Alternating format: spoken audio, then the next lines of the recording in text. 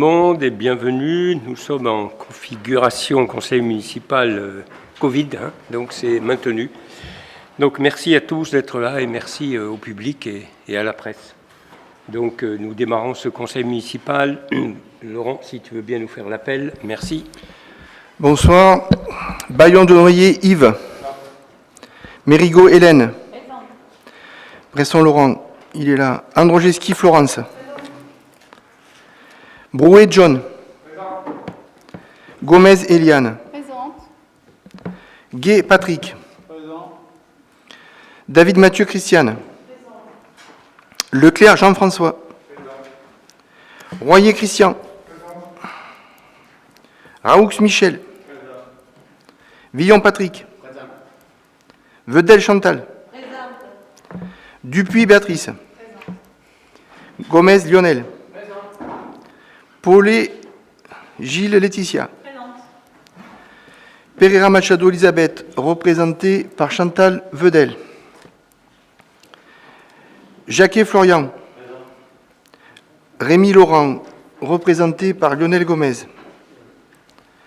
Piazecki Valérie. Schneider Estelle. Bouillet Marine, représentée par Mérigot Hélène. Tatarenko Serge. Sampéré Chantal. Jean Alain. Agoguet Fernaillon Véronique. Giacomo Marc. Mathieu Stéphane. Gualtieri Sandra. Voilà. Merci, merci bien. Donc on peut ouvrir cet ordre du jour. Donc je précise que nous avons 18 délibérations au programme de ce conseil municipal. 6 sont d'ordre juridique, 3 d'ordre financier, 1 d'ordre économique, 1 subvention, 2 rapports, prise en compte de rapports, donc l'assainissement et les déchets, et 2 qui sont des conventions de mise à disposition. Donc le premier point, c'est la validation du compte-rendu de la séance du conseil municipal du 21 juillet dernier que nous vous avons adressé. Avez-vous des commentaires, des questions? Donc je soumets à votre délibération. Y a-t-il des oppositions, des abstentions? Donc 1, 2, 3, 4 abstentions. Vous levez bien la main parce que comme on est mal disposé, là, 4. Donc cette abstention adoptée à la majorité, je vous remercie.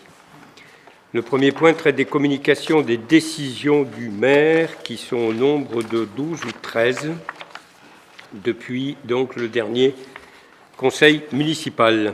Avez-vous des questions? Oui, Madame Agoguet, je vous en prie. Oui, bonsoir à tous. Ça concerne la décision 49. Non, d'abord, il y en a une autre avant. Pardon. Oui, au niveau des marchés de travaux pour les terrains de tennis couverts, là, il n'y a pas eu de réunion de la commission d'appel d'offres. Elle n'a pas été constituée, mais voilà, comment ça s'est passé? Non, la commission des marchés s'est bien réunie, bien évidemment. Bien sûr. Et on n'était pas prévu? Non, mais vous savez qu'il existe 3 commissions. Une commission, et d'ailleurs on va en parler tout à l'heure, de DSP, délégation de services publics, une commission d'appel d'offres et une commission des marchés. Et donc les déclenchements de ces commissions sont en fonction des montants.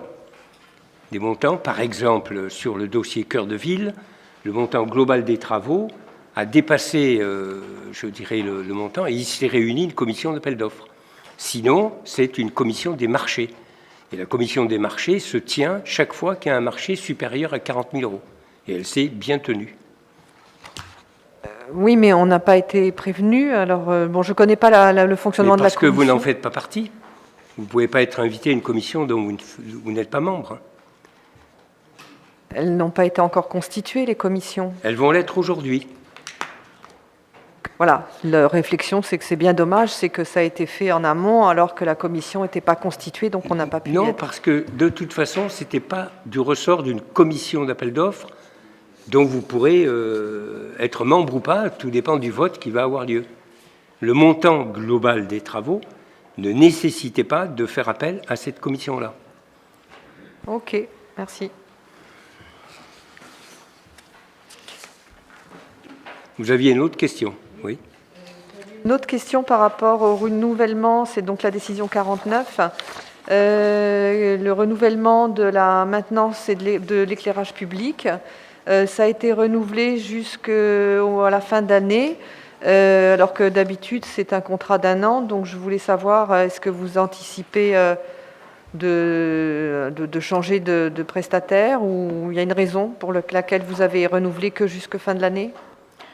Oui, c'était justement en raison du calendrier qui fait que l'installation définitive et complète de toutes les instances du Conseil ayant lieu aujourd'hui, il nous a paru plus sain de reporter, je dirais, ce marché jusqu'à la fin de l'année et de pouvoir préparer plus tranquillement les consultations pour les années suivantes.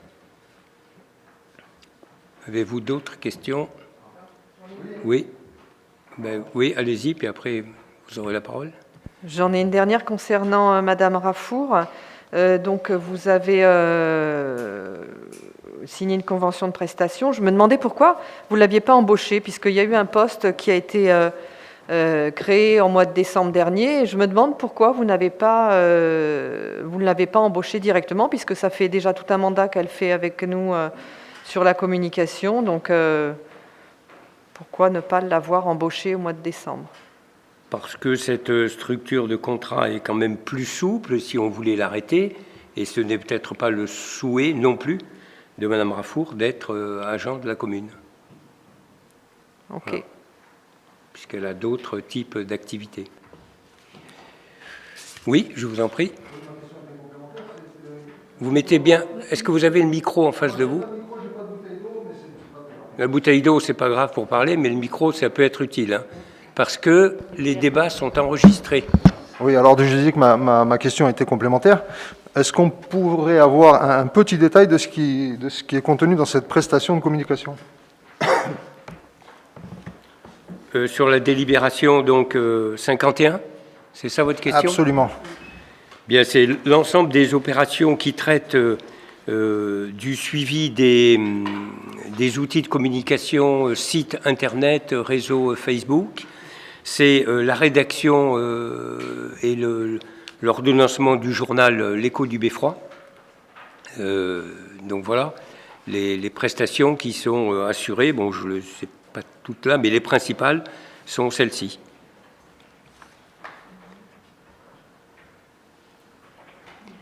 D'autres questions? Oui. J'aimerais noter quand même qu'en 4 ans, Madame Bertil a eu une augmentation de la montant de sa prestation de 35% depuis 2016 qu'elle travaille. Voilà, j'aimerais juste le noter. Mais c'est noté et ça correspond à une augmentation de ses activités, et notamment sur la tenue du Facebook, qui est un outil permanent, y compris les week-ends, etc. Donc, alors, pour ça, elle avait déjà été augmentée. Quand elle a commencé à faire la page Facebook, elle avait reçu une augmentation en 2018 pour 2019 qui était de 13% supplémentaire. Donc, qu'est-ce qui justifie qu'elle a encore? Elle a une augmentation substantielle pour les derniers mois à venir de l'année. Non, mais je ne pense pas qu'il y ait une augmentation particulière. Donc, oui. Je sais que chaque fois, ce dossier excite un peu les questions, etc. Mais bon. Bon, ce n'est pas une question d'exciter, mais enfin, je ne connais pas beaucoup de patrons qui augmentent de 35% en 4 ans un salaire. Oui, mais ça c'est des formules, chère madame, donc vous les gardez. Bon, pas de problème. Avez-vous d'autres questions? Je veux dire, le montant, il est là, les chiffres sont là aussi. Je ne mets pas en cause le travail fourni par Madame Rafour, ce n'est pas la question. C'est bien, c'est bien.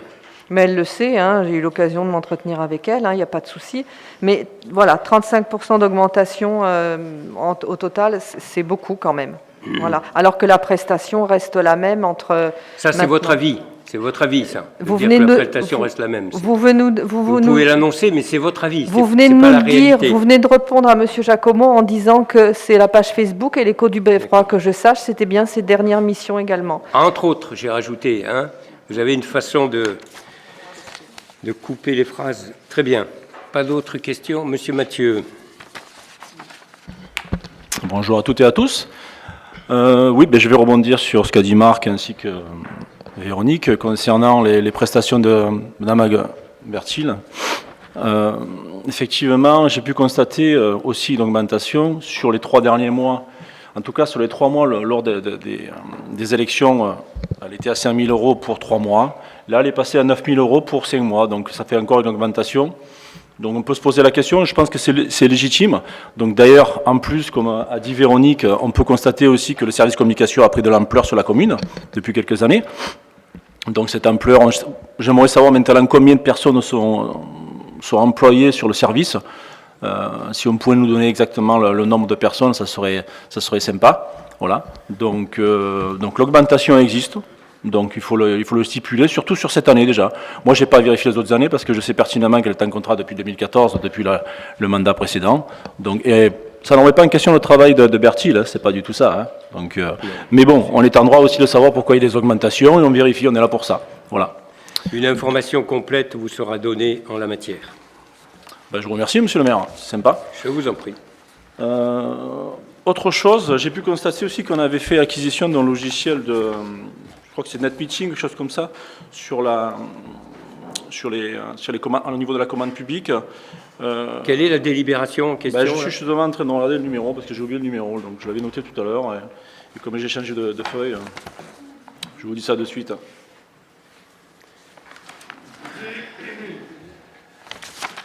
Il y a beaucoup. Bon, je vais la retrouver. Excusez-moi, hein.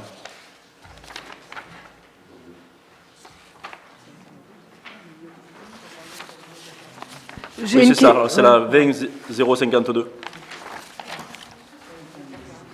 À la page 4. Le logiciel de visioconférence. Exactement, c'est ça, logiciel de visioconférence. C'était dans quel intérêt ce logiciel de visioconférence, s'il vous plaît? Eh bien, lorsque nous avons démarré les opérations de confinement, un certain nombre de réunions internes se sont tenues en visioconférence. Et donc, à l'époque, il avait été traité gratuitement avec l'entreprise qui nous avait donné, bon, je ne l'ai plus en mémoire, mais X mois de gratuit. Et il nous est apparu, au travers effectivement des derniers événements, qu'il était nécessaire de pouvoir avoir un logiciel de visioconférence si jamais ces réunions devaient perdurer. Donc voilà l'objet de cet abonnement.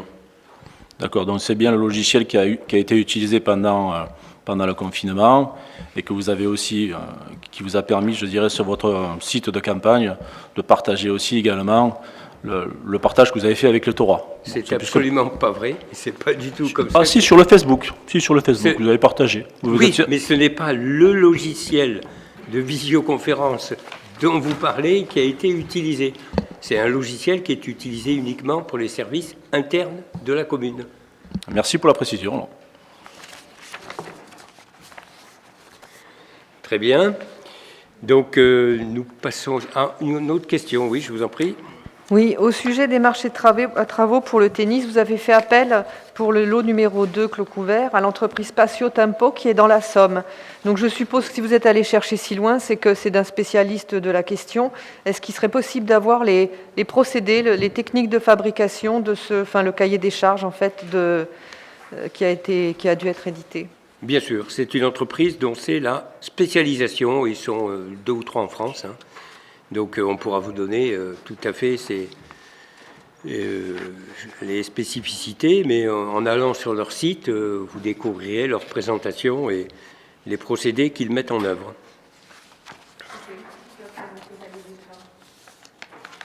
Pardon ?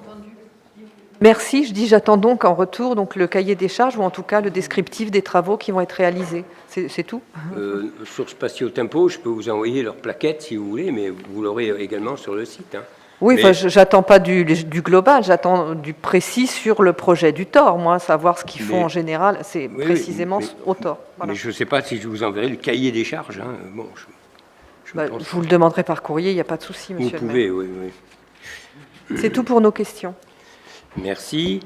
Donc, nous attaquons les délibérations proprement dites. Donc, la première traite de la fixation du montant des indemnités de conseillers municipaux, puisque la préfecture nous a demandé de préciser, alors que nous l'avons délibéré au mois de juillet dernier, mais ils nous ont demandé de préciser le détail des délégations qui sont données à 5 conseillers municipaux. Donc, c'est ce que nous faisons dans cette délibération, où on précise les missions de délégués à la participation, distribution des colis de Noël, accueil des nouveaux et nouveaux arrivants, en complément et suppléance du 8e adjoint, du conseiller en charge des relations avec les habitants des hameaux des Vignières, du conseiller à la vie scolaire en complément et suppléance de la première adjointe et d'un conseiller délégué, du conseiller en charge de la communication en complément et suppléance d'un conseiller délégué, et du conseiller délégué sur les questions de liens intergénérationnels en complément et suppléance d'un adjoint et d'un conseiller délégué. Donc c'est ce que nous avons à délibérer actuellement. Avez-vous des questions? Oui, Sandra Galtier. Oui. Bonsoir. Permettez-moi d'être assez surprise par rapport à cette délibération, qui en fait est une annexe où on voit en fait que ce sont des prestations qui sont allouées aux membres du conseil municipal. Est-ce que je vois en fait il y a 22 membres du conseil municipal qui perçoivent une indemnisation. Donc ça veut dire qu'il y en a 7 qui ne perçoivent 0 €. Comment se fait-il qu'ils n'apparaissent pas sur le tableau? Comment se fait-il que... Qu'ils n'apparaissent pas sur le tableau. Mais, Nous sommes bien 29 au conseil municipal. oui, mais seulement 22 ont des délégations. Les 7 autres n'ont pas de délégation. Oui, mais Et donc, le seul moyen de percevoir une indemnité, non pas une indemnisation, une indemnité, c'est d'avoir une délégation. C'est la loi. Le précédent conseil était comme ça, celui d'avant était comme ça, et celui d'avant était encore comme ça. Non, mais ça, je l'entends bien, monsieur le maire. Voilà. Quand on ne nous attribue pas d'indemnité, ça, c'est un choix stratégique communal. Oui. Mais pourquoi alors il y a marqué aux conseillers municipaux? Auquel cas, il fallait préciser aux conseillers municipaux détenteurs d'une délégation. Parce que nous, on aimerait quand même apparaître, en fait, que l'électorat puisse comprendre qu'il y a 7 conseillers municipaux qui ne perçoivent aucune indemnité au titre de leur fonction d'élu. Il est bien précisé que c'est aux conseillers municipaux qui ont une délégation. Et on va les préciser, ces délégations. L'article 5 les donne en détail. Donc voilà. Il ne s'agit pas vraiment de ça, il s'agit juste d'apparaître dans le tableau, mais à 0. Alors, s'il vous plaît, attendez, monsieur, on lève la main pour parler, on prend le micro pour s'enregistrer, sinon, vous n'êtes pas dans les débats. D'accord, je répète. Je dis, il ne s'agit pas de réclamer quoi que ce soit, on demande simplement à apparaître dans le tableau avec un montant 0 à côté, c'est tout. De la même façon que vous apparaissez vous-même avec 0. Non mais, le tableau, il est baptisé ainsi. Récapitulatif de l'ensemble des indemnités mensuelles allouées aux membres du conseil municipal pour la commune du Thor. Bon, à partir du moment où il n'y a pas d'indemnité mensuelle, je ne vois pas pourquoi on fait apparaître les noms. C'est folklorique, ça. Moi, je veux bien, mais c'est folklorique. Je ne vois pas bien.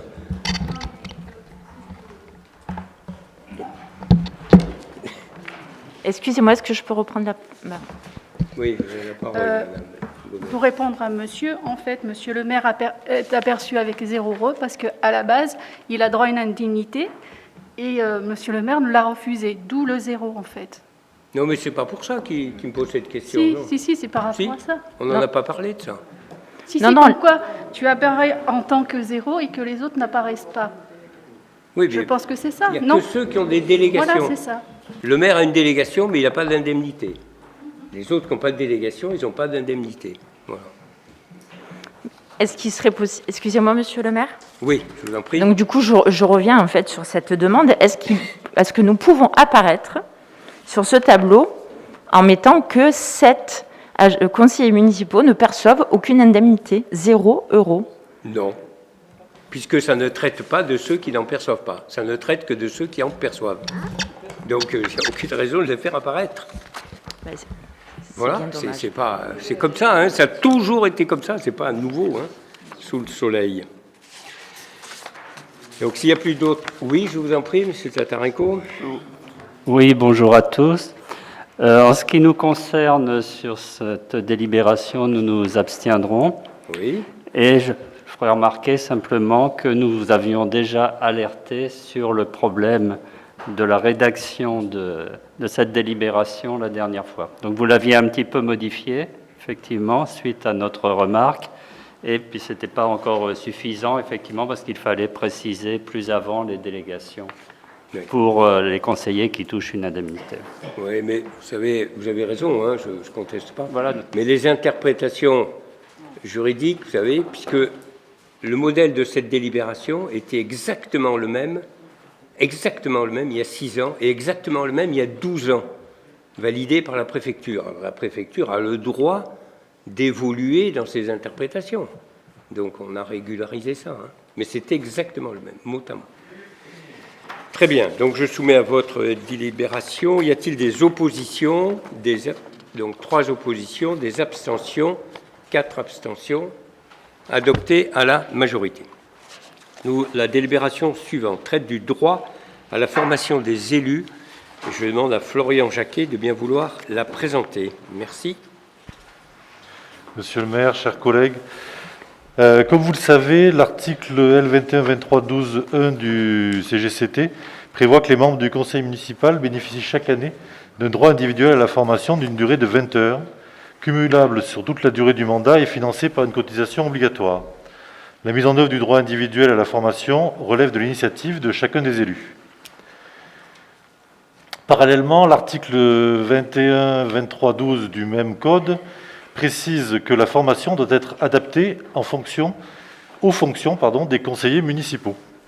Dans cet esprit, il est proposé qu'une enveloppe budgétaire de montant égal à 10% des indemnités de fonction soit consacrée chaque année à la formation des élus en charge d'une délégation. Les organismes de formation doivent être agréés et il est proposé que chaque élu puisse bénéficier de cette formation dans la limite de 18 jours de formation sur toute la durée du mandat. Il vous est donc proposé d'accepter d'allouer dans le cadre de la préparation du budget une enveloppe budgétaire annuelle à la formation des élus municipaux en charge d'une délégation de montant égal à 10% du montant des indemnités des élus et de décider, selon les capacités budgétaires, de prévoir chaque année l'enveloppe financière au budget primitif de la commune. Je vous remercie. Très bien, merci. Y a-t-il des questions? Oui, Madame Agoguet. Oui, vous dites que la formation doit aller avec les fonctions effectivement exercées pour le compte de la ville des conseillers municipaux. Vous nous incluez dedans, bien sûr. Alors, les élus qui n'ont pas de délégation ont droit à la formation dans le cadre du DIF, et non pas sur ce budget-là, puisque ce budget-là est assis, comme vous l'avez vu, sur les indemnités qui sont perçues par les conseillers municipaux. En revanche, ceux qui n'ont pas de délégation ont droit à une formation, mais dans le cadre du DIF. C'est pour que ce soit précisé quand même, c'est le DIF élu parce que c'est pas le compte. Oui. Hein, voilà. Oui, Okay. oui, tout à fait. Très bien. Donc, y a-t-il des votes contre, des abstentions? Donc, 3 abstentions adoptées à la majorité. La délibération suivante traite des conditions de dépôt des listes pour l'élection des membres de la commission d'appel d'offres. Et je précise que c'est exactement la même délibération que la suivante qui traitera des conditions de dépôt des listes pour l'élection des membres de la commission de délégation de services publics. Donc c'est un peu ce que nous avons dit tout à l'heure. Et donc là, ce n'est pas une décision de notre conseil municipal, mais c'est une décision qui s'impose puisqu'elle est d'ordre public. Donc dans les communes de 3500 habitants et plus, ce qui est notre cas, la commission est composée de l'autorité habilitée à signer les marchés, c'est-à-dire le maire, et ou son représentant. en tant que président, et de 5 membres de l'Assemblée délibérante, donc élus, au sein de la représentation proportionnelle au plus fort reste, sans panachage ni vote préférentiel. Et c'est ainsi donc que doivent être élus les membres composant cette commission. Il est procédé selon les mêmes modalités à l'élection de suppléants en nombre égal à celui des membres titulaires, c'est-à-dire également 5. Bon, il est précisé que les listes peuvent comprendre moins de noms qu'il n'y a de sièges de titulaires et de suppléants à pourvoir, et qu'en cas d'égalité de reste, le siège revient à la liste qui a obtenu le plus grand nombre de suffrages. En cas d'égalité de suffrages, le siège est attribué au plus âgé des candidats susceptibles d'être proclamés élus. Donc, il est proposé, et la délibération là, c'est pas le vote, puisque le vote n'aura lieu qu'au conseil municipal prochain. Aujourd'hui, c'est une information pour vous dire comment les choses vont se passer. Donc, il est proposé de fixer les conditions de dépôt des listes de cette commission comme suit. Les listes doivent être déposées au secrétariat général ou adressées en mairie ou par mail à mairie@ville-letor.fr. Au plus tard, 2 jours avant la séance du 20 octobre, c'est-à-dire le 17 au soir, date à laquelle l'élection des membres aura lieu, le 20 octobre étant la date de notre prochain conseil municipal. Les listes peuvent comporter moins de noms qu'il n'y a de sièges de titulaires et de suppléants à pourvoir, conformément à l'article, etc. Les listes devront indiquer les noms et prénoms des candidats aux postes de titulaires et de suppléants. Voilà. Et donc, mardi 20 octobre, nous procéderons à l'élection à partir des listes qui auront été déposées. Et cette élection aura lieu à bulletin secret. Donc, pour les 2 commissions, la première, donc la commission d'appel d'offres, et la deuxième, la commission de délégation de services publics. Avez-vous des questions à poser sur ce principe? Oui, M. Mathieu.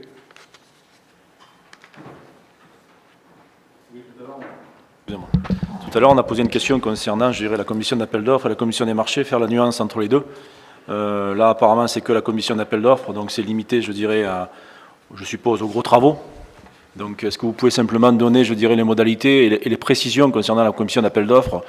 Bon, j'ai fait partie de la commission des marchés, je sais comment elle fonctionnait, mais la commission d'appel d'offres, je sais qu'elle est réservée à des travaux plus importants ou des montants plus importants, parce que sinon, c'est vous qui avez la délégation sur le reste. Donc, j'aurais aimé que ce soit précisé pour les élus qui n'ont pas en connaissance cela. Ça sera précisé. On donnera le chiffre actualisé, puisque c'est des choses qui évoluent. Mais lors de la dernière mandature, la commission d'appel d'offres s'est réunie de mémoire, j'espère ne pas me tromper, une seule fois pour le dossier Cœur de Ville. Et la commission, la délégation de services publics s'est réunie une fois également pour le dossier de l'assainissement. Voilà.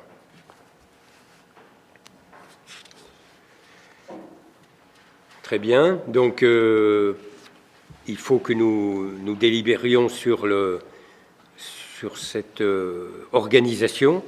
Donc, pour ce qui concerne la commission d'appel d'offres, y a-t-il des votes contre, des abstentions?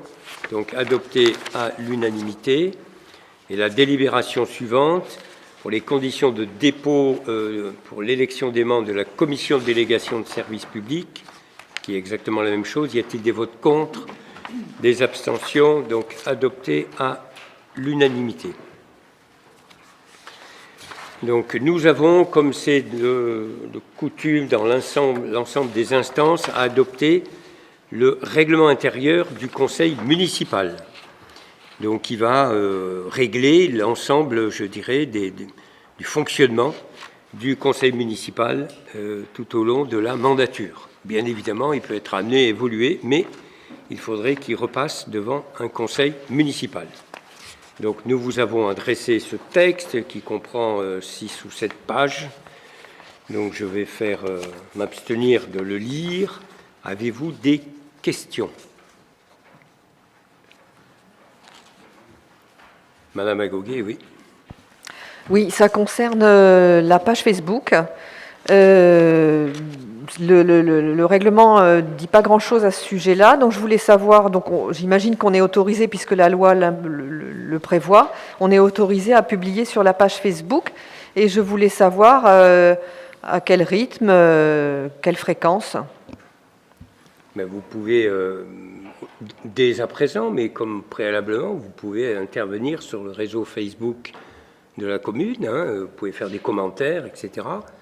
La seule chose, c'est que on gère le fait d'éviter les attaques, je dirais, personnelles, les insultes, les éléments de racisme, etc. Mais ça ne vous concerne pas, bien évidemment. C'est pas le genre de la maison, effectivement. Sinon, vous avez la totalité de loisirs d'intervenir sur le réseau Facebook de la commune. Compléter avec Véronique. Vous savez que l'intervention de l'opposition, les droits de l'opposition au niveau de la page Facebook, c'est un sujet sur lequel il y a beaucoup de jurisprudence, et particulièrement ces derniers temps. Alors je vais vous lire quelques textes, pas trop longs, mais qui vont peut-être éclairer un petit peu le sujet. Donc il y a beaucoup de jurisprudence sur les droits des élus de l'opposition. Alors j'ai trouvé sur Internet, entre autres, un texte très récent, émanant de la préfecture de Haute-Garonne, mais il en existe certainement dans d'autres préfectures, qui donne la version en vigueur à partir du mois de mars 2020, c'est-à-dire maintenant. Dans les communes de 1000 habitants et plus, lorsque la commune diffuse sous quelque forme que ce soit un bulletin d'information générale sur les réalisations et la gestion du conseil municipal, un espace est réservé à l'expression des conseillers, donc ça c'est fait, n'appartenant pas à la majorité municipale. Les modalités d'application de cette disposition sont définies par le règlement intérieur. Dans le bulletin d'information municipale, les élus de l'opposition doivent bénéficier d'un espace réservé dans chaque numéro du bulletin d'information. L'espace déterminé par le règlement intérieur fait référence le plus souvent à un nombre de pages, donc ça c'est le cas. Maintenant, pour les autres supports concernés, le conseil municipal doit déterminer la place réservée à l'expression des élus minoritaires dans chacun des organes d'information générale de la commune, papier, vidéo, site internet, site Facebook. Et donc ça, c'est le tribunal administratif de Montreuil le 2 juin 2015 et le tribunal administratif de Dijon le 29 septembre 2016. Alors pour illustrer la jurisprudence en la matière, je vais vous donner un exemple qui concerne la commune de Fontenay-aux-Roses, pourquoi pas. Un conseiller municipal de la commune de Fontenay-aux-Roses a attaqué en 2016 le refus du maire d'ouvrir un tel espace sur le compte Facebook et Twitter de sa commune. Il a obtenu partiellement gain de cause. En effet, dans son jugement du 13 décembre 2018, donc c'est récent, le tribunal administratif de Cergy-Pontoise consacre ce droit à la parole sur la page Facebook. Et le maire a eu beau souligner que les caractéristiques de ce réseau rendraient impossible la création d'un espace dédié à l'expression des élus, l'argument n'a pas pesé. Il a été contraint donc de prendre toutes les mesures pour créer sur le réseau social un espace pour son opposition. Il est aussi utile à ce stade de préciser que pour la jurisprudence, la possibilité de répondre par des commentaires, comme vous nous le suggérez, n'a pas été considérée comme satisfaisant le droit d'expression des élus d'opposition tel que consacré par la loi. Et donc là, c'est un arrêté du tribunal administratif de Melun le 30 novembre 2017. Et encore un, dans le cas où les pages Facebook sont vivantes et mentionnent des réalisations de la municipalité, ce qui est le cas de la page Facebook, il serait prudent de traiter la difficulté dans le règlement intérieur avant qu'elle n'apparaisse. L'idée pourrait être, par exemple, c'est une suggestion que nous faisons aussi, d'y prévoir que l'opposition puisse publier, selon une périodicité donnée, à débattre, à peu près équivalente à celle de la municipalité, une tribune sur ce support Facebook. Voilà. Donc, dans tous les cas, les municipalités ont perdu. Donc ça amène quand même à réfléchir, et il est bien clair que les commentaires, ça ne fait pas partie, ça n'est pas suffisant pour que l'opposition puisse exprimer ses droits.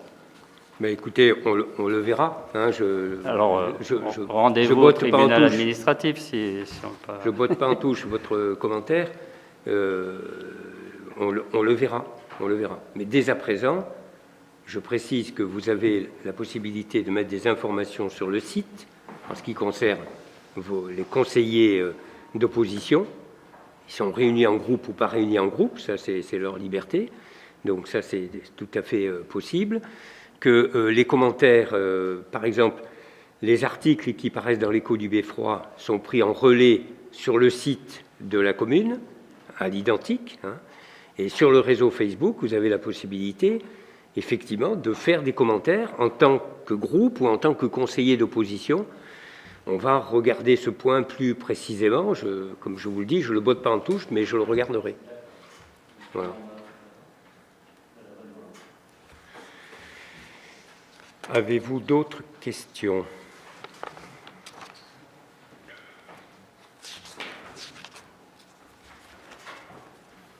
Donc, s'il n'y a pas d'autres questions, je soumets à votre délibération donc l'application du règlement intérieur tel qu'il vous a été présenté. Y a-t-il des votes contre? Donc 3 contre, 4, je ne vois pas votre main, oui. Des abstentions, donc 3 abstentions, 4 contre et adopté à la majorité. Alors, constitution des différentes commissions municipales.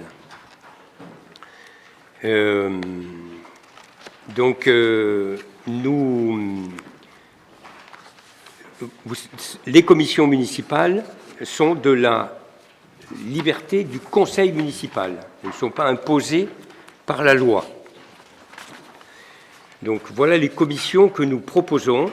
Et puis après, je vous donnerai le nombre de membres. Donc on propose une commission des finances, une commission d'urbanisme, une commission de l'agriculture, une commission du développement durable, une commission des sports, une commission jeunesse, une commission de la vie scolaire et une commission sécurité. Les 2 autres commissions, appel d'offres et DSP, sont à part. Bon, en ce qui concerne le nombre, c'est effectivement la décision du conseil municipal. Nous proposons que le nombre soit de 6, de façon à permettre, puisque nous allons voter à la proportionnelle et au plus fort reste, de façon à permettre à l'opposition les 2 oppositions d'être représentées par une personne dans chacune des commissions. Si nous avions maintenu le chiffre de 5, comme c'était préalablement le cas, eh bien, il y aurait une seule personne de l'opposition qui aurait été représentée. Donc, il nous paraît équilibré et juste que les 2 oppositions puissent être représentées. Donc, avez-vous des questions à poser sur les commissions et sur ce nombre? Oui, Madame Agoguet. Oui, juste précisez-nous, l'urbanisme, ça comprend les travaux également, parce qu'il y a beaucoup de travaux. Oui, on réunit la commission urbanisme, la commission patrimoine et la commission travaux. Pas d'autres questions. Donc, il faut passer au vote. Hein. Alors, pour la première commission, commission des finances, nous présentons les candidatures de Patrick Gay. Alors, pardon, acceptez-vous qu'on vote à main levée et non pas un bulletin secret? Il n'y a pas d'opposition? D'accord. Donc, pour la commission des finances, nous présentons Patrick Gay, Florian Jacquet, Laetitia Paulet et Yves Baillon-Denoyer. Madame Agoguet. Oui, donc pour la commission finance, je peux en donner 4. Pardon? Je donne 4 noms. Mais au moins que la tête de liste soit bien repérée, quoi. Oui. Parce que, attendez, Je vous dis ça parce qu'il n'y aura qu'un qui, Oui. va être élu. Ouais. Alors, si vous voulez donner les 4, mais vous faites plaisir pour rien, quoi. Non, c'est pas histoire de se faire plaisir. Je voulais, alors, précisez-nous, s'il y en a un qui est défaillant, est-ce que un autre membre peut remplacer? Ah non, non, c'est pas comme ça que ça marche. D'accord. Il n'y a pas de suppléant, là. Alors, je vous donne le nom, c'est Serge Tatarenko. Serge Tatarenko. Monsieur Mathieu. Marc Giacomo. Marc Giacomo. Alors, donc pour la liste, Patrick Gay, Florian Jacquet, Yves Noyer, Laetitia Paulet, qui est pour? Donc 22 avec les suppléances. Pour Serge Tatarenko, qui est pour? 4, oui. Et pour Marc Giacomo, 3. Donc sous l'autorité de Sénada, au plus fort reste, donc sont élus Patrick Gay, Florian Jacquet, Yves Noyer, Laetitia Paulet, Serge Tatarenko et Marc Giacomo. Pour la commission urbanisme, nous présentons John Brouet, Christian Royer, Lionel Gomez et Florence Andrzejewski. Madame. Oui, moi-même. Monsieur Mathieu. Moi-même. Donc pour la liste, Christian Royer, John Brouet, Lionel Gomez, Florence Andrzejewski, qui est pour. Donc 22.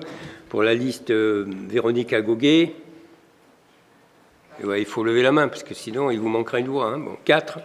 Et Mathieu, 3. Donc sont élus Christian Royer, John Brouet, Lionel Gomez, Florence Andrzejewski, Véronique Agoguet et Stéphane Mathieu. La commission agriculture, Christiane David, Patrick Villon, Estelle Schneider, Yves Bayon-Denoyer, Véronique Agoguet. Oui, moi-même également. D'accord. Stéphane Mathieu. Sandra Galtieri. Donc pour la liste, Christiane David, Patrick Villon, Estelle Schneider, Yves Bayon-Denoyer, qui est pour.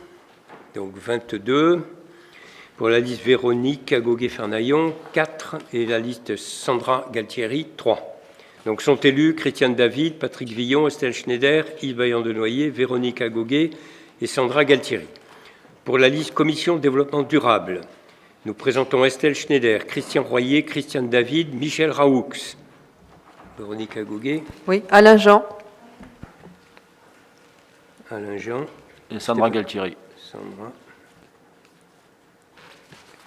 Donc pour la liste, Estelle Schneider, Christian Royer, Christiane David et Michel Raoult, qui est pour. 22. La liste Alain Jean, 4. Et la liste Sandra Galtieri, 3. Et oui. Donc sont élus Estelle Schneider, Christian Royer, Christiane David, Michel Raoult, Alain Jean, Sandra Galtieri. Pour la liste, la commission des sports, Valérie Piasecki, Lionel Gomez, Eliane Gomez, Laurent Rémy. Madame Fernaillon. Tatarenko. Oui. Et Stéphane Mathieu. Donc pour la liste, Valérie Piasecki, Lionel Gomez, Eliane Gomez, Laurent Rémy, qui est pour. 22. Présenté par Serge Tatarenko, 4 voix. Et Stéphane Mathieu, 3 voix. Donc sont élus Valérie Piasecki, Lionel Gomez, Eliane Gomez, Laurent Rémy, Serge Tatarenko, Stéphane Mathieu. Pour la commission jeunesse, se présentent Eliane Gomez, Valérie Piasecki, Laurent Rémy, Hélène Mérigot. Pour la liste, Véronique Agoguet. Chantal Sampéré.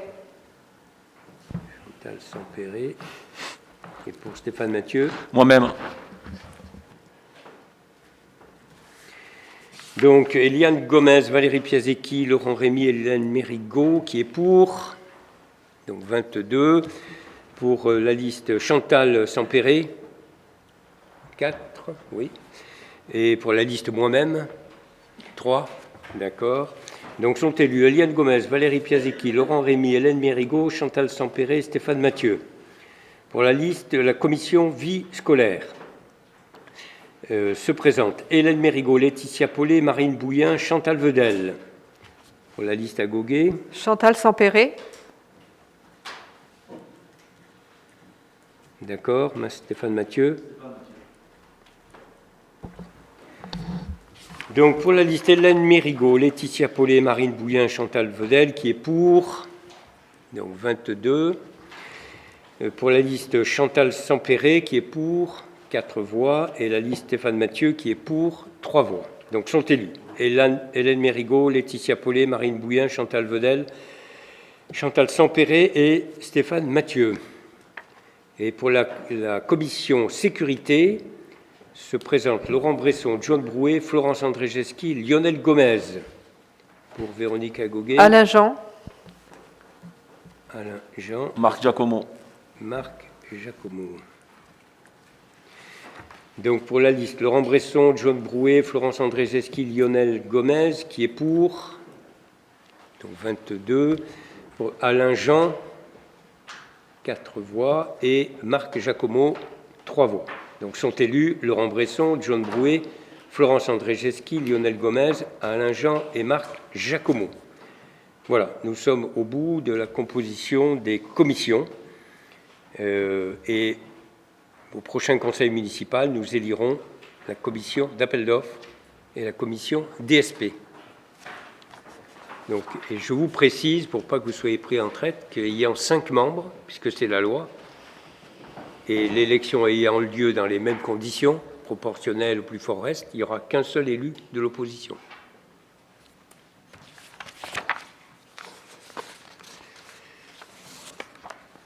Très bien. Alors, attribution d'une subvention d'équilibre à Accédia pour la construction de 3 logements locatifs sociaux, chemin de la Grange. C'est Christian Royer. Il est là, je te cherchais, excuse-moi. Christian, tu as la parole. Merci. Bonsoir. Accédia réalise la construction de 3 logements locatifs sociaux sur un terrain situé chemin de la Grange. Le projet comprend un logement PLAI et 2 logements PLUS.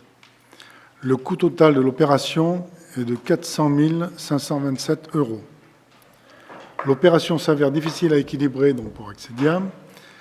Dans ce cadre, la commune propose d'attribuer à Accédia une subvention d'équilibre de 31 200 € pour la réalisation de ces logements.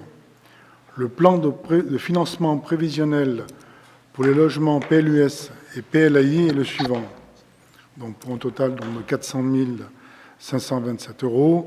Subvention de l'État, 8 500 €. Prêt spécifique de la Caisse dépôt consignation, 345 937 €. Subvention de la commune, 31 200 €. Fonds propres Grand Delta Habitat, 14 890 €. Cette dépense sera imputée au chapitre 20, immobilisation incorporelle, à l'article 204-182, autres organismes publics, bâtiments et installations.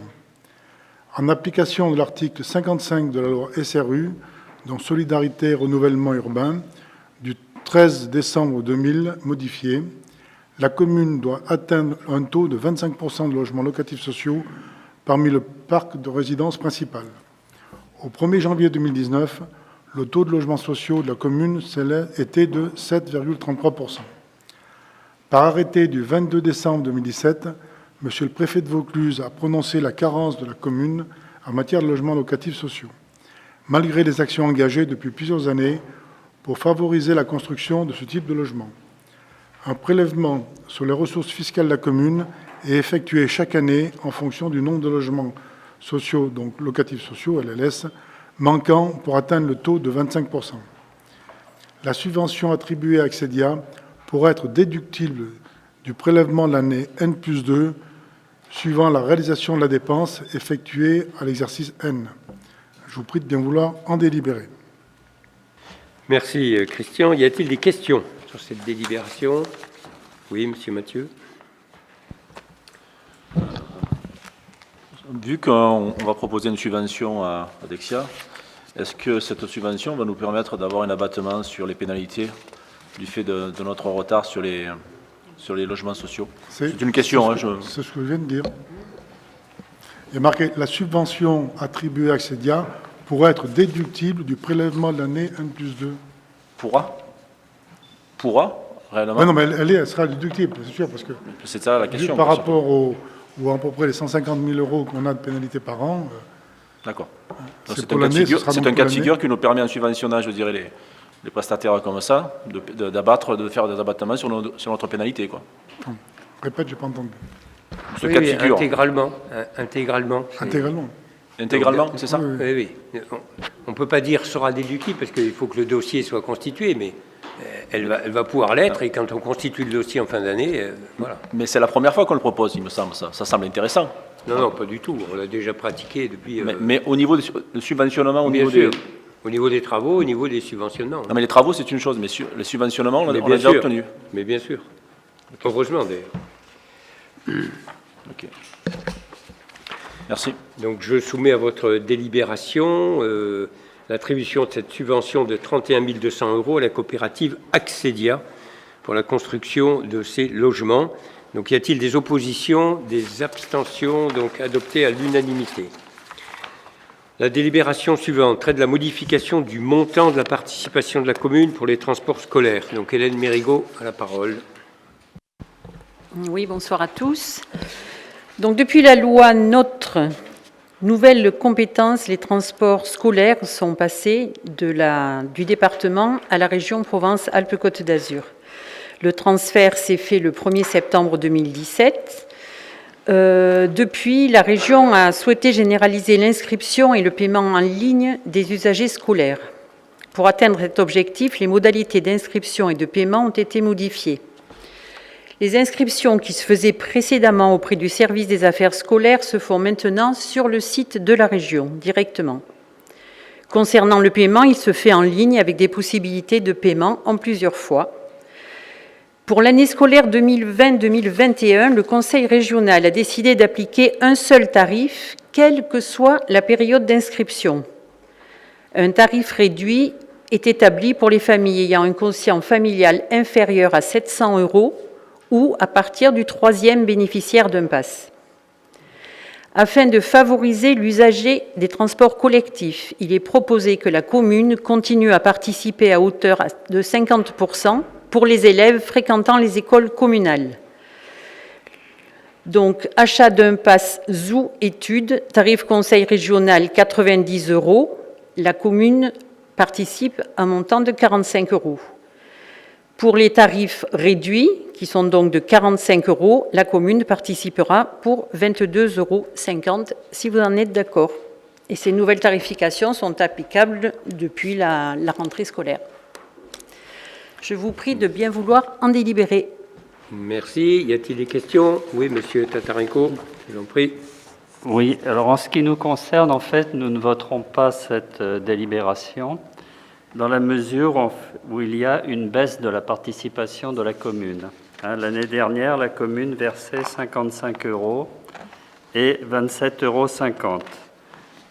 Cette année, elle va verser 45 € et 22,50 €. Ceci provient du fait que les tarifs de transport scolaire du Conseil régional ont baissé, passant de 110 € à 90 €. Donc nous pensons que la participation communale aurait pu rester au niveau de ce qu'elle était l'année dernière, ce qui aurait aidé les familles davantage que ce sera le cas finalement. C'est complètement votre droit. Voilà. On a aussi le droit de gérer le mieux possible les finances de la commune, mais vous avez le droit. Pas de problème. D'autres questions? Donc, je vous propose en délibéré de fixer la participation communale aux frais d'inscription au transport scolaire supporté par les familles à 50% du montant du tarif du Conseil régional. C'est le même taux que la précédente participation. Donc, y a-t-il des votes contre? Des abstentions? Donc, 4 abstentions adoptées à la majorité. La délibération suivante traite de la taxe locale sur la publicité extérieure pour les tarifs applicables au 1er janvier 2021, puisqu'il faut que nous ayons délibéré dans le courant de ce semestre. Patrick, tu as la parole. Merci. Merci, bonsoir à tous. La commune a mis en place la taxe locale sur la publicité extérieure, TLPE, en juin 2016. Cette imposition frappe les enseignes, les préenseignes et les dispositifs publicitaires sur la commune. La TLPE est à la fois une source de revenus et un moyen de limiter les publicités intempestives sur le territoire. Je rappelle que par décision 2045 du dernier conseil municipal du 21 juillet, nous avons en 2020 appliqué une réduction de 15% de cette taxe pour compenser le confinement.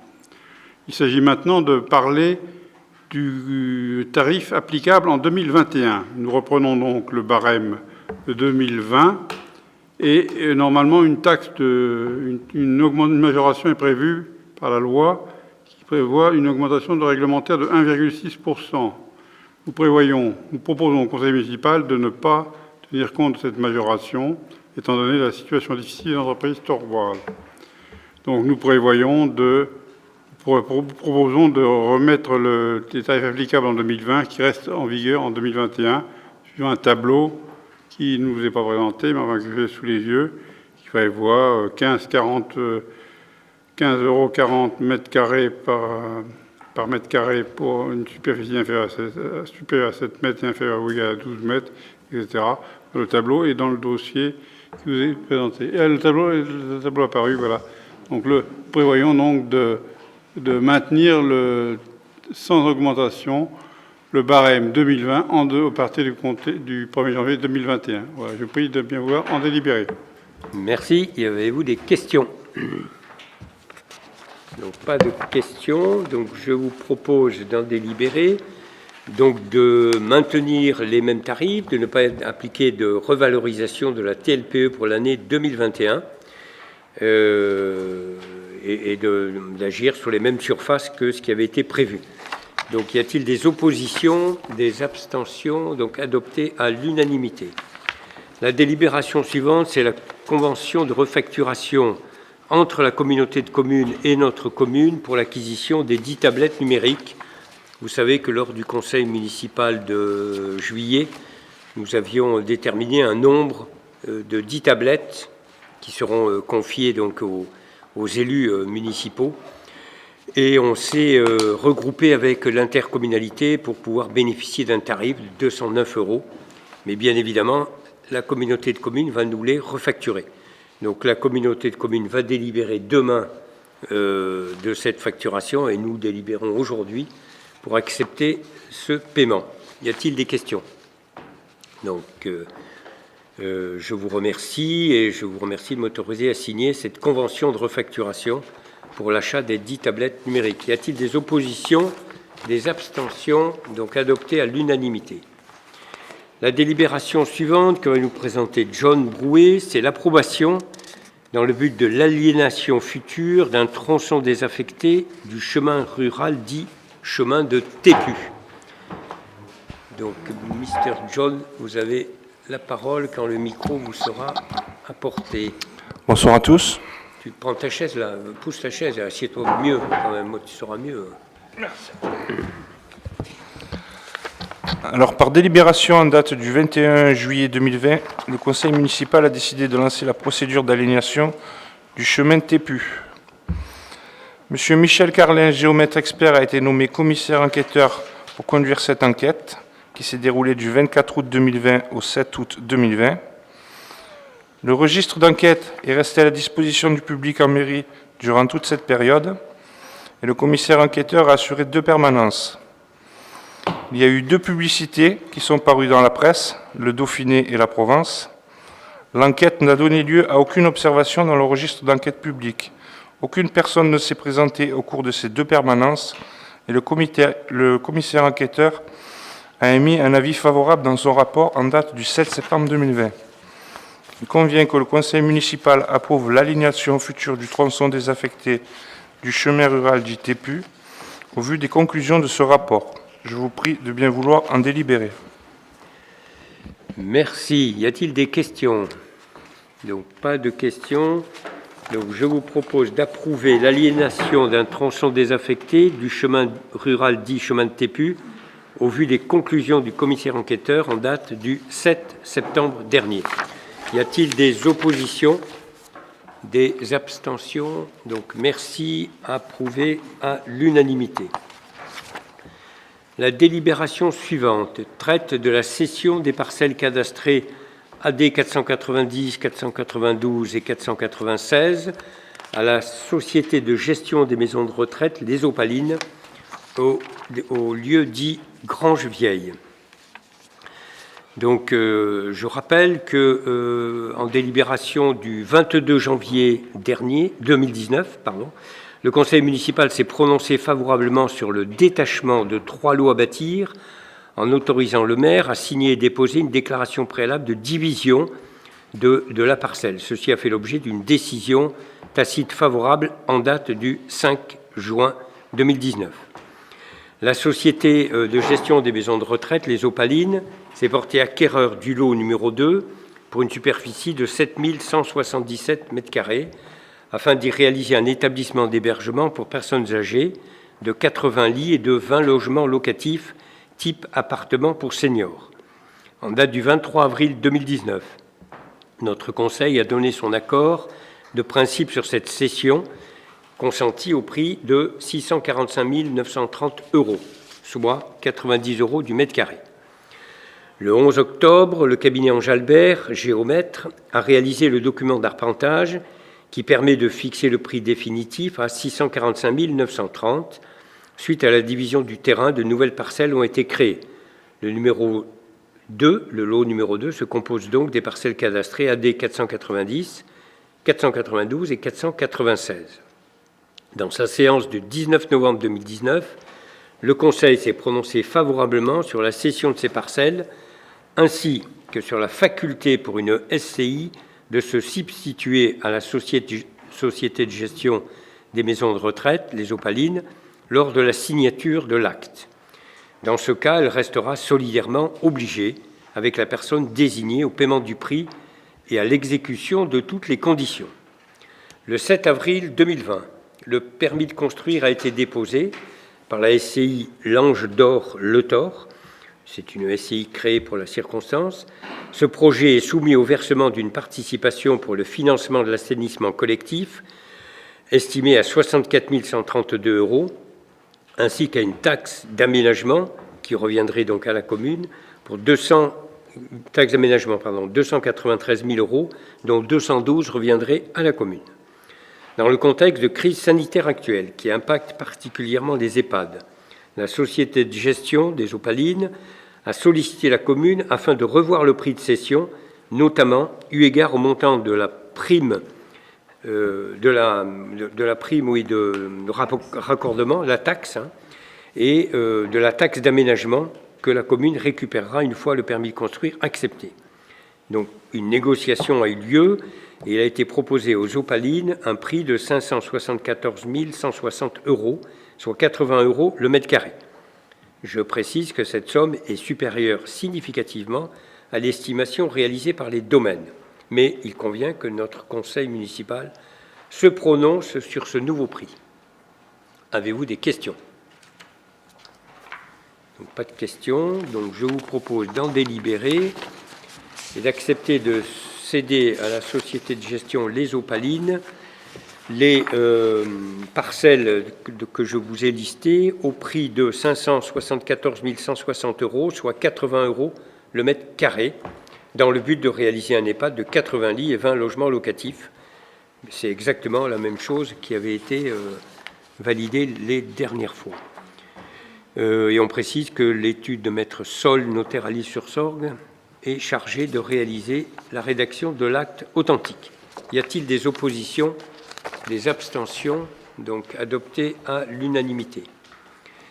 La délibération suivante traite de la désignation des administrateurs au groupement d'intérêt public Cuisine Centrale du Thor. Hélène Mérigot a la parole. Merci.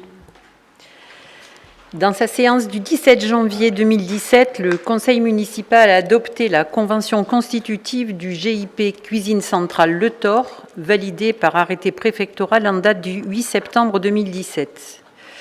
Pour rappel, le GIP organise, produit, distribue les repas sur l'ensemble de la ville pour les structures des restaurants scolaires, des écoles et du centre aéré, le restaurant de l'EHPAD Les Cigales et les repas de la crèche intercommunale.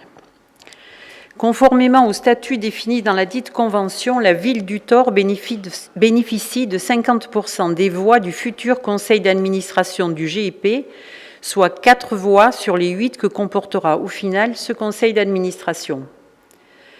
Pour mémoire, cette assemblée prend toutes les décisions intéressant l'administration du groupement et délibère sur toute question relevant de ses attributions selon les termes de la convention constitutive ou du règlement intérieur du GIP.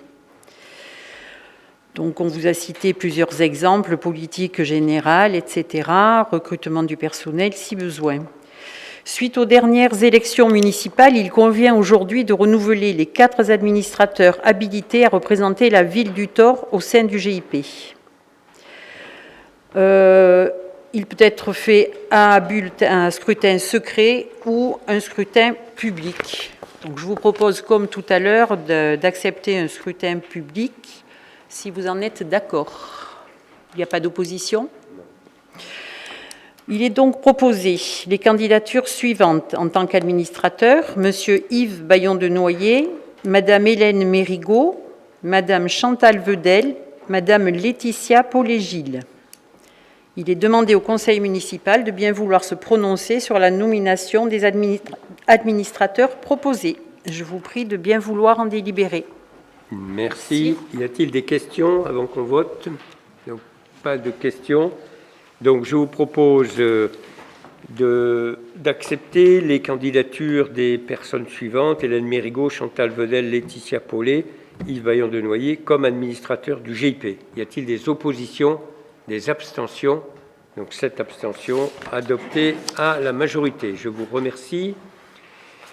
Eliane, c'est la convention pluriannuelle avec l'association Bouquinotor pour la mise à disposition d'un local et de matériel. Tu as la parole. Merci. Merci.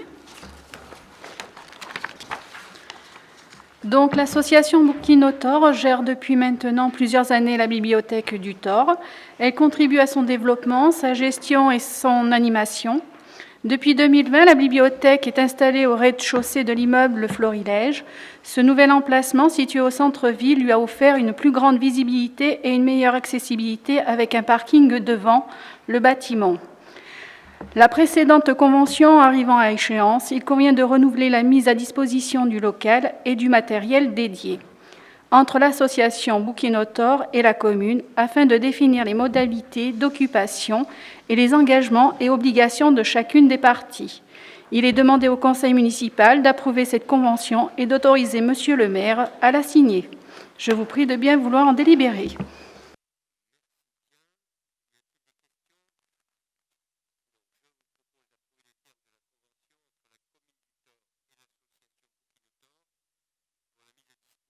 D'un bâtiment communal pour une durée de 3 ans. Y a-t-il des oppositions, des abstentions? Donc adopté à l'unanimité. Merci. Convention pluriannuelle avec l'association Les Jardins Familiaux. C'est Christiane David qui nous en parle. Merci. Bonsoir à tous. En fonctionnement depuis 2010, l'association des Jardins Familiaux Thorois compte aujourd'hui une 50aine d'adhérents. Tout en cultivant leurs parcelles, les jardiniers participent aussi à des travaux collectifs, nettoyage, débroussaillage, montage cabanon, etc. La commune souhaite continuer à encourager le maintien des jardins familiaux et propose une nouvelle convention de mise à disposition du terrain de 5000 m² environ, situé chemin des Coudelières. L'association conservera la prise en charge de l'ensemble des travaux de préparation du sol et l'aménagement nécessaire à la constitution de nouvelles parcelles ou au maintien de celles existantes. De même, elle devra assumer la gestion des demandes, sera responsable du fonctionnement des jardins, de la propreté des lieux et de l'animation de l'espace. L'attribution des jardins sera toujours faite par l'association en concertation avec le Centre communal d'action sociale. La convention jointe en annexe à la délibération précise les engagements et les rôles de la commune et de l'association. Je vous propose de l'approuver et de m'autoriser à la signer. Je vous prie de bien vouloir en délibérer. Merci. Avez-vous des questions sur cette mise à disposition? Pas de questions. Donc, je vous propose d'approuver les termes de la convention qui est jointe en annexe à la délibération entre notre commune et l'association Les Jardins Familiaux du Thor pour la mise à disposition d'un terrain communal, 5000 m², situé chemin des Coudelières. Y a-t-il des oppositions, des abstentions?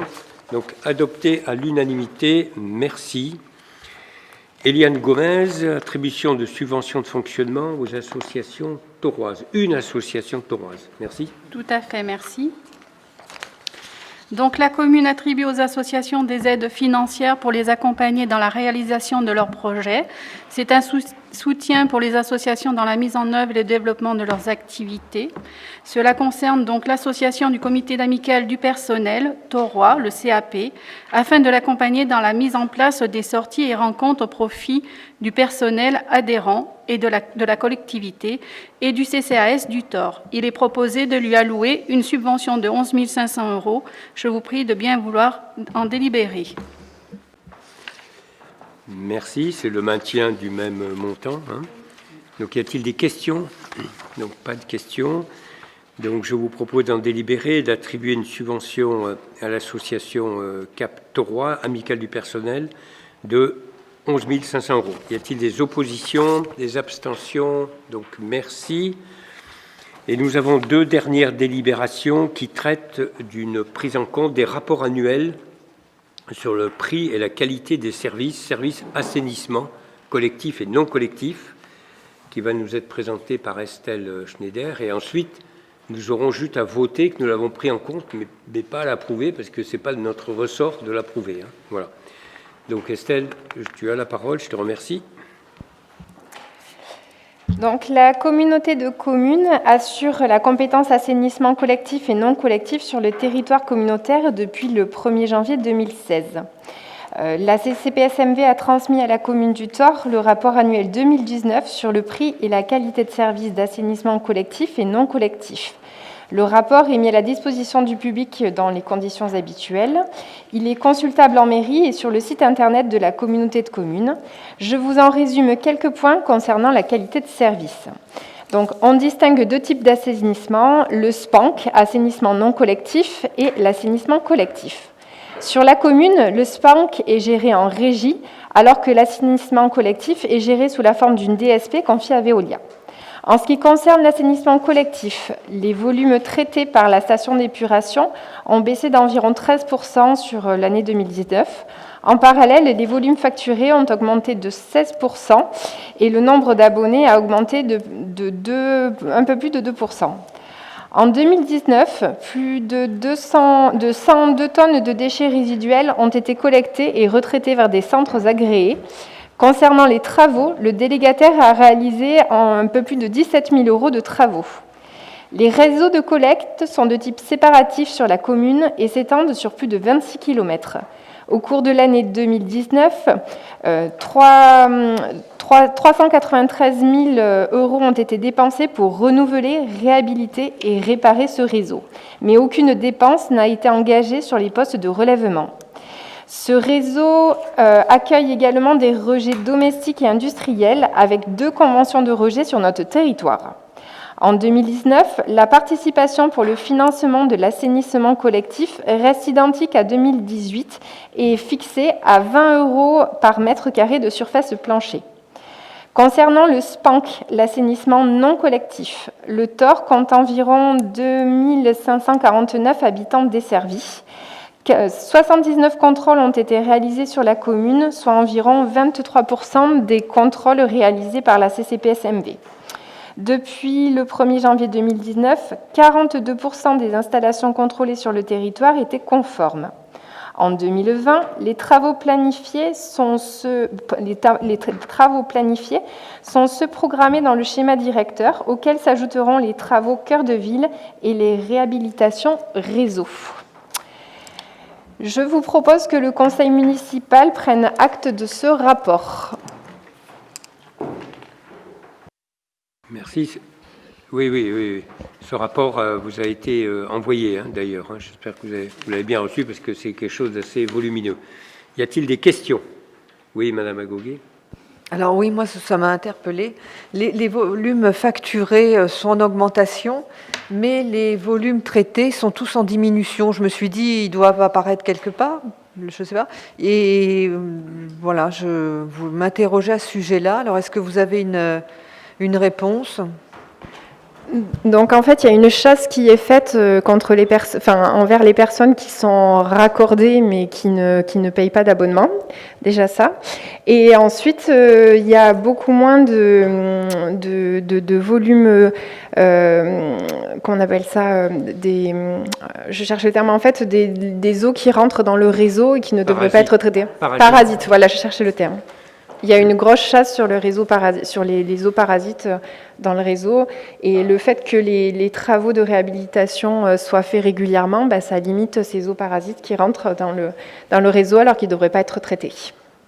D'accord, donc c'est ça, c'est les eaux parasites, il y en a moins, donc forcément les volumes traités sont moins abondants, c'est ça ? Tout à fait.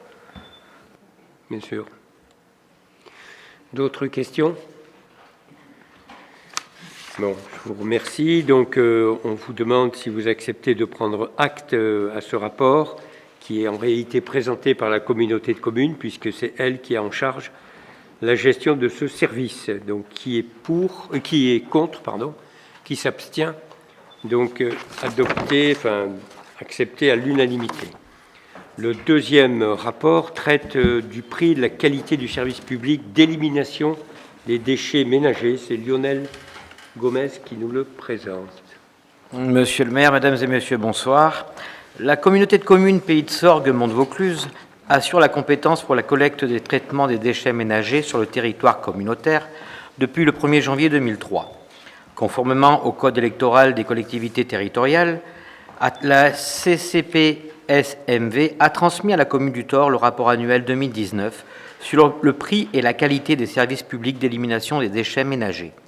Celui-ci doit être présenté au conseil municipal avant le 30 septembre 2020. Le rapport est mis à la disposition du public dans les conditions prévues par l'article L. 1411.13 du Code général précité. Il est consultable en mairie et sur le site internet de la communauté de communes.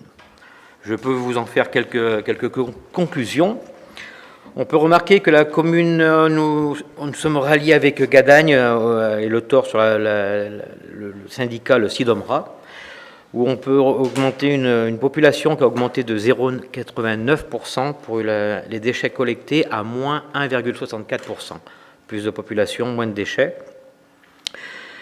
Sur 5 ans, on a une augmentation des tri des matériaux recyclables de 12,5%. On a une baisse des ordures ménagères résiduelles produites de 2,5%. Et nous avons une baisse de coût net par habitant de 6,1%. Donc un nouvel intérêt à lancer, c'est une nouvelle démarche qu'on va faire de plan d'action pour le prochain mandat, permettant la mise en place d'un plan pluriannuel. Donc sur le contexte financier 2020 qui est très délicat, nous allons nous apercevoir qu'une forte augmentation des coûts de traitement des OMR par la partie Sociotom, une importante augmentation des coûts de traitement des matériaux accueillis en déchetterie et une baisse significative du prix de rachat des matériaux recyclés. Je propose au conseil municipal de prendre acte de ce rapport. Merci. Avez-vous des questions sur ce rapport ? Non, pas de questions. Donc, je vous demande de bien vouloir en prendre acte. Qui est contre ? Qui s'abstient ? Donc, la prise en compte est à l'unanimité. Donc, merci bien. Nous avons reçu samedi à 19h21 une question orale et on vient de voter un règlement intérieur qui est le même que ce qu'il était préalablement, qui fait que les questions doivent être reçues le vendredi au plus tard. Pour ça, de façon à pouvoir en administrer une chaîne gestion des réponses. Donc on a pris en compte la connaissance de cette question lundi matin, donc hier, et voilà. Donc ça traite d'un planning de travaux en cours et futurs. Donc bien évidemment, la réponse sera donnée au prochain conseil municipal d'octobre de façon détaillée, mais d'ici là, des communications seront également fournies sur le site de la commune sur le planning des travaux, de façon à ce qu'il n'y ait pas un mois où vous n'ayez pas de réponse. Lors du dernier conseil municipal, Sandra Galtieri nous avait interpellés sur la non-existence d'un document informatif pour les nouveaux élus dont vous faites partie. Donc ce document a été établi, rédigé. Madame Bertil-Rafour, qui a fait l'objet de beaucoup de vos questions, y a participé de façon très, très complète et il vous est remis. Donc je demande à Sénada de bien vouloir le remettre sur vos tables. Bien évidemment, ce document n'est pas un document du détail de tout ce que vous devez savoir sur le fonctionnement d'une collectivité. C'est une information générale qui vous permet de positionner les choses en termes d'habitants, comparativement avec les autres villes, les différentes commissions, etc. Mais bien évidemment, dans le détail, dans les précisions, c'est au fur et à mesure du fonctionnement de notre conseil que vous apprendrez ceci. Voilà, en tout cas, je remercie le service communication qui a travaillé très qualitativement pour que vous ayez un document qui soit attractif, compréhensible et qui réponde à votre interrogation. Merci. Voilà, nous sommes... alors oui, n'oubliez pas de signer les registres de présence. Donc c'est important. Et c'est Sénada qui les détient. Donc dès qu'elle aura fini sa distribution, elle s'active. Elle vous donnera... Voilà. Je rappelle que le prochain conseil municipal, c'est le 20 octobre. Le suivant sera le mardi 24 novembre. Et le dernier de l'année, le 22 décembre. Voilà. Merci à tous et très bonne soirée.